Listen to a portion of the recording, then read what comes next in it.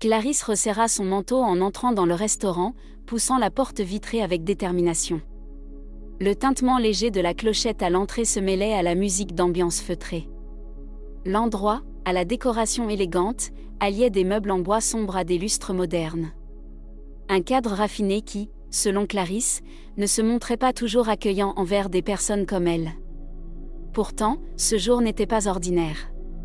Aujourd'hui, elle avait choisi de célébrer une étape importante, sa promotion récente dans le cabinet d'avocat où elle travaillait. En traversant la salle, Clarisse sentait des regards furtifs se poser sur elle, des observations rapides mais pas assez discrètes pour être anodines. Elle choisit une table près de la fenêtre, à l'écart du tumulte central, et attendit que le serveur arrive. Lorsqu'il se présenta enfin, tenant un carnet, son ton était empreint d'une froideur qu'elle reconnut aussitôt, un mépris à peine voilé. « Puis-je vous aider » demanda-t-il sèchement. « Oui, je vais prendre un café spécial de la maison », répondit-elle calmement, bien qu'elle sentît déjà la tension dans l'air. Le serveur nota rapidement sa commande et s'éloigna, coupant court à toute autre interaction. Son comportement abrupt la laissa mal à l'aise, mais elle tenta de ne pas s'y attarder. Après tout, c'était sa journée. Cependant, l'attente s'allongea. Autour d'elle, les autres clients se voyaient servir des plats élégants et des verres de vin, tandis qu'elle semblait invisible. Bien qu'inconfortable, elle refusa de faire signe ou de se plaindre, décidée à ne pas alimenter l'idée qu'elle n'était pas à sa place. Finalement, le serveur revint, mais au lieu de poser la commande sur la table, il s'arrêta à côté d'elle. Intriguée, Clarisse leva les yeux, cherchant une explication. Ce qui suivit la laissa sans voix. Sans prévenir, il déversa le café brûlant directement sur sa tête. Le liquide chaud coula sur ses cheveux, son visage, et imbiba sa blouse crème, laissant une trace indélébile de douleur et d'humiliation. Le serveur esquissa un sourire glacial avant de lâcher avec mépris, « Peut-être que ça vous apprendra à choisir des lieux plus adaptés ». Il tourna les talons, ignorant les regards choqués des autres clients. Clarisse resta figée, l'humiliation et la douleur se disputant la première place. Les murmures montèrent dans la salle, certains exprimant de la pitié, d'autres préférant détourner les yeux. Une femme âgée, assise à une table voisine, lui tendit un mouchoir avec hésitation. « Vous allez bien, ma chère » demanda-t-elle doucement. Mais Clarisse ne put répondre. Se levant avec difficulté, sentant encore le café couler le long de son visage, elle quitta le restaurant sans un mot. L'air froid de la rue la frappa de plein fouet, mais il n'éteignit pas la brûlure sur sa peau, ni celle, plus vive, de la honte. Elle marcha droit devant, cherchant un taxi sans même penser à essuyer son visage ou à arranger ses vêtements. Une fois à l'intérieur du véhicule, la voix du chauffeur lui sembla lointaine, comme si elle venait d'un autre monde. « Où allez-vous » demanda le chauffeur de taxi. Mademoiselle Clarisse hésita, ses yeux brillants de colère et de honte. « Chez mon père » murmura-t-elle presque inaudiblement. Le trajet se déroula dans un silence pesant, mais son esprit bouillonnait. Tandis que le taxi traversait les rues illuminées de la ville, elle resserrait son manteau autour d'elle, tentant d'ignorer la sensation désagréable du café coulant sur elle. L'image du serveur et son expression méprisante s'imposaient sans cesse dans son esprit, comme une gifle répétée. Arrivée devant la maison de son père, Clarisse descendit et laissa enfin les larmes couler. La porte s'ouvrit avant même qu'elle ne puisse sonner. Le juge Eduardo Montenero, vêtu d'un pull gris et d'un pantalon sobre, apparut dans l'encadrement. Son regard, habituellement calme et compréhensif, s'assombrit en voyant sa fille. Clarisse, d'ordinaire si fière et solide, semblait brisée. Ses vêtements étaient tachés, ses cheveux en désordre, et son visage marqué par les larmes. « Clarisse, que s'est-il passé » demanda-t-il, s'approchant rapidement pour poser ses mains sur ses épaules. Sans un mot, elle entra, le laissant refermer la porte. L'atmosphère familière de la maison, avec ses étagères bien rangées et la douce odeur de bois ciré, aurait dû l'apaiser, mais rien ne semblait pouvoir atténuer son humiliation. Eduardo l'accompagna jusqu'au canapé où elle s'assit, hésitante. Il disparut un instant avant de revenir avec une serviette humide qu'il lui tendit en silence. Clarisse passa le tissu sur son visage, essuyant les traces de café, tandis qu'il s'installait en face d'elle, son regard empreint d'une sérénité inquiète. « Maintenant, dis-moi ce qui s'est passé » insista-t-il, sa voix douce mais ferme. Elle fixa ses mains tremblantes avant de murmurer « J'étais dans un restaurant. Je voulais célébrer seule. Tout allait bien jusqu'à ce que, elle inspira profondément, sa gorge se serrant. Le serveur m'a versé du café sur la tête, les yeux d'Eduardo s'agrandirent un instant. L'incrédulité traversant son visage. Il se pencha vers elle. Il a fait ça? Pourquoi? Il a dit que je n'avais rien à faire dans ce genre d'endroit, que je devrais choisir des lieux à ma hauteur, répondit-elle, la voix chargée de colère et d'amertume. Eduardo ferma les yeux, maîtrisant avec difficulté ses émotions. Lorsqu'il les rouvrit, une détermination froide s'y lisait. « Es-tu blessé? As-tu besoin d'un médecin? » « Non, papa, ce n'est pas ça, » l'interrompit Clarisse. « Ce qui me ronge, c'est qu'il ait osé m'humilier ainsi, comme s'il pouvait s'en tirer impunément. » Un silence lourd s'installa. Eduardo serra les poings, la mâchoire crispée. « Nous allons faire quelque chose. »« Tu dois porter plainte. » Clarisse secoua la tête. « Pas maintenant, papa. »« Pas comme ça, alors, qu'est-ce que tu veux faire ?» demanda-t-il, le regard inquiet, tandis qu'elle réfléchissait à sa réponse. Eduardo, presque par un curieux hasard, mentionne qu'il juge une affaire de harcèlement racial impliquant un employé de restaurant. Il s'interrompt, et Clarisse complète amèrement, « C'est le même serveur. » Leur échange de regards en dit long sur la gravité de cette révélation. Dans les jours suivants, Clarisse décide de mener une enquête approfondie. Elle commence par explorer les actualités locales et les témoignages sur les réseaux sociaux. Très vite, elle découvre des récits troublants, un couple noir traité avec hostilité dans ce même restaurant, une jeune femme ignorée volontairement par Carlos, et des employés décrivant un environnement toxique pour les personnes non blanches. Clarisse finit par entrer en contact avec Renata, une ancienne employée du restaurant. Lorsqu'elles se rencontrent dans un café discret, Renata parle à voix basse, visiblement sur ses gardes. « Carlos a toujours été comme ça », commence-t-elle. Il traitait les clients noirs comme des moins que rien, lançait des blagues ignobles en coulisses. Mais la direction fermait les yeux parce qu'il attirait une clientèle riche et avait une bonne réputation auprès des clients blancs. Clarisse, tout en maîtrisant sa colère, demande si Renata a été témoin de quelque chose de concret. Renata hoche la tête. Une fois, il s'est vanté d'avoir renversé de l'eau sur un client noir volontairement. Personne n'a rien dit, parce qu'il était intouchable. Elle marque une pause avant de poursuivre. J'ai enregistré une de ces conversations sur mon téléphone. Il y disait clairement qu'il continuerait, car il savait qu'aucune sanction ne tomberait. Renata montre alors le fichier à Clarisse. L'enregistrement est accablant, on entend Carlos rire et se vanter de ses humiliations envers les clients noirs, convaincu qu'il ne serait jamais inquiété. Clarisse, bouleversée, sent un nœud se former dans sa gorge. Elle demande à Renata si elle accepterait de témoigner.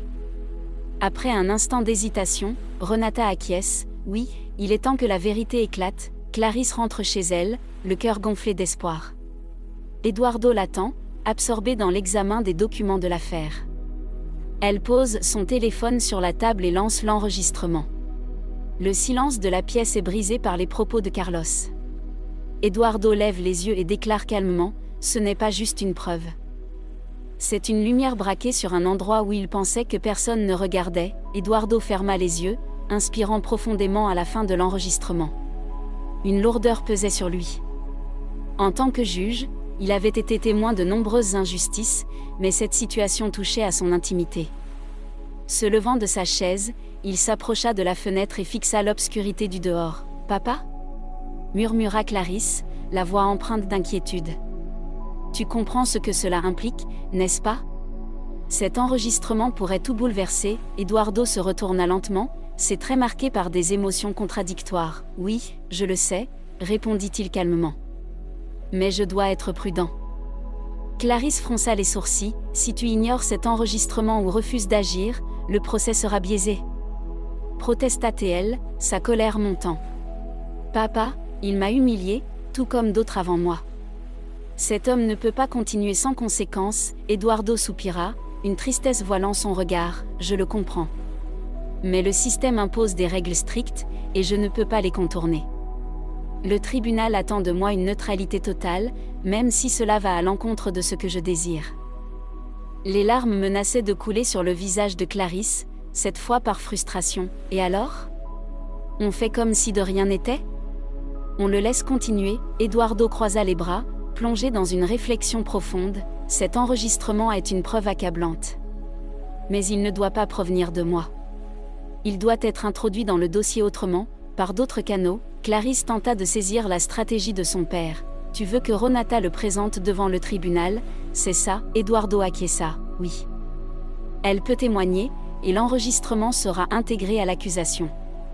Si c'est bien fait, la défense ne pourra pas le contester. Clarisse, le regard troublé, demanda d'une voix tremblante, et moi, alors? Ce que j'ai vécu, ça ne compte pas. Eduardo marqua une pause, luttant intérieurement. Si tu choisis de témoigner, sache que la défense cherchera à te discréditer. Elle utilisera ta douleur contre toi. Je ne veux pas que tu subisses ça si tu n'es pas prête. Clarisse resta silencieuse un moment, réfléchissant au poids que son père portait.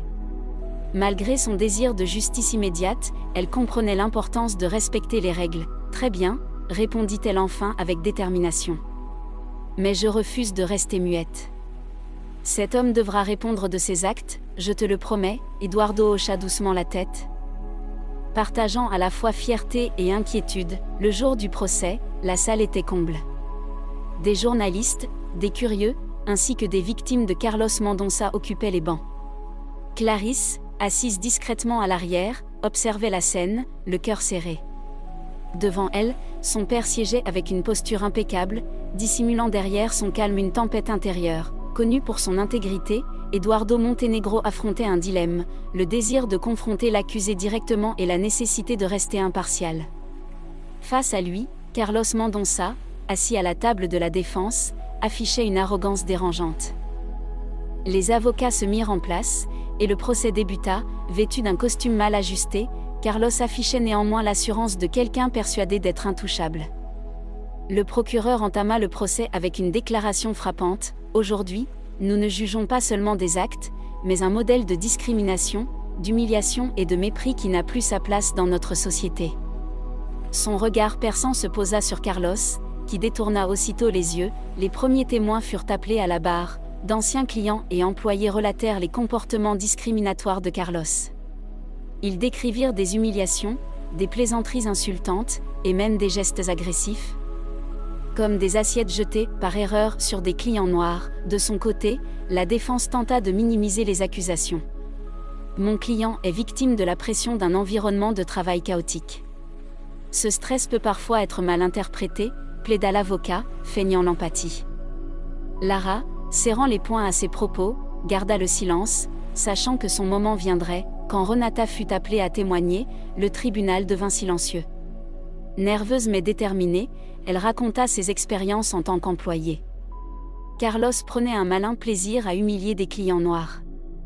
Il le faisait régulièrement et riait lorsqu'on le confrontait, affirmant que personne n'aurait le courage de le sanctionner. Le procureur demanda alors « Avez-vous des preuves de ces propos ?» Renata acquiesça. « Oui, j'ai un enregistrement. » L'avocat de la défense protesta immédiatement. « Objection, cet enregistrement n'a pas été soumis comme preuve. » Mais le juge, impassible, trancha. « Objection rejetée. L'enregistrement sera examiné. » Renata plaça son téléphone sur le support et diffusa l'audio. La voix de Carlos emplit la salle, son ton arrogant et moqueur illustrant parfaitement ses paroles. Il aimait humilier les clients noirs et se vantait que personne n'oserait l'arrêter. Une vague d'indignation parcourut l'audience, et même les jurés semblaient ébranlés. Clarisse, écoutant cet enregistrement, sentit un mélange de soulagement et de colère monter en elle. Cela confirmait que Carlos se croyait réellement au-dessus de tout jugement. La défense tenta de contester la validité de l'enregistrement, affirmant qu'il s'agissait d'une atteinte à la vie privée. Cependant, Eduardo, toujours impartial, expliqua calmement que cette preuve était recevable, car elle documentait une conversation pertinente pour l'affaire. Lorsque le procureur termina de présenter l'enregistrement, il se tourna vers Carlos Mendonça. « Monsieur Mendonça, que répondez-vous à cela ?» Pour la première fois, Carlos parut troublé. Il ouvrit la bouche, mais son avocat l'interrompit rapidement, affirmant que son client ne s'exprimerait pas pour le moment. Clarisse observait la tension croissante. Elle sentait que le procès progressait dans la bonne direction, mais elle savait aussi que des étapes cruciales restaient à franchir. En clôturant la séance de la journée, Eduardo annonça que le procès se poursuivrait le lendemain avec de nouveaux témoignages. L'atmosphère dans le tribunal était lourde de suspense. Lorsque Clarisse entra, elle ressentit le poids des attentes pesant sur elle. Ce jour-là, elle devait témoigner et savait que la défense ferait tout pour l'ébranler. Malgré cela, elle conserva une posture fière et confiante, fixant son père assis à la tribune. Carlos Mendonça semblait avoir changé. Son habituelle arrogance avait cédé la place à une nervosité visible, sans doute amplifiée par l'impact de l'enregistrement diffusé la veille. Pourtant, Clarisse savait qu'il comptait toujours sur son avocat pour discréditer les témoins. « Clarisse Montenegro, veuillez vous avancer à la barre des témoins », annonça le procureur. Tous les regards se tournèrent vers elle alors qu'elle traversait la salle. Malgré un cœur battant à tout rompre, elle s'assit avec assurance. La salle entière se figea dans un silence absolu. « Mademoiselle Montenegro, pourriez-vous décrire les événements survenus au restaurant ce jour-là » demanda le procureur. Prenant une profonde inspiration, Clarisse relata chaque détail, depuis l'accueil glacial jusqu'au moment où Carlos lui avait volontairement versé du café sur la tête. Sa voix restait ferme, bien que l'émotion transparaissait. « Il m'a dit que je devrais choisir des endroits plus adaptés à moi », conclut-elle, le regard fixé sur Carlos, qui évitait soigneusement de croiser le sien. Le procureur la remercia avant de céder la parole à la défense. L'avocat de Carlos se leva, ajustant sa veste d'un air calculé. « Mademoiselle Montenegro, vous étiez seule ce jour-là. Ne pensez-vous pas que vos émotions ont pu déformer votre perception des faits ?» Clarisse, calme et déterminée, répondit sans hésitation, « Non. Ce qu'il a fait était clair. Il a intentionnellement agi ainsi, en tenant des propos racistes. » L'avocat tenta de la déstabiliser davantage, mais Clarisse répondit à chaque question avec fermeté, refusant de se laisser manipuler. Finalement, il abandonna, visiblement frustré. Eduardo, toujours neutre dans son rôle, laissa néanmoins transparaître une lueur de fierté. « Mademoiselle Montenegro, que souhaitez-vous que ce tribunal retienne de votre témoignage » demanda le procureur en guise de conclusion. Clarisse répondit avec une voix claire et déterminée, « Le racisme n'est pas une simple succession de mots ou d'actes isolés. C'est un système qu'il faut déconstruire, et cela passe par la responsabilisation de ceux qui en sont coupables. » La salle resta silencieuse avant qu'Eduardo ne clôture la séance. Le jour du verdict arriva, chargé d'une tension palpable. Clarisse entra dans la salle, déterminée mais émue. Après avoir examiné les preuves et les témoignages, Eduardo rendit son jugement. « Carlos Mendonça, ce tribunal vous déclare coupable de harcèlement racial, discrimination et comportement inapproprié dans vos fonctions. Vous devrez verser des compensations aux victimes et suivre un programme de rééducation obligatoire. De plus, une enquête sera ouverte sur les pratiques discriminatoires au sein de votre établissement. » Un murmure parcourut l'audience, mais Eduardo resta imperturbable. À l'extérieur, face aux journalistes, Clarisse conclut avec force, « Ce jugement est une victoire, mais ce n'est qu'un début. Si cette affaire vous touche et si vous croyez en l'importance de la justice et de l'égalité, partagez cette histoire. Merci pour votre soutien. »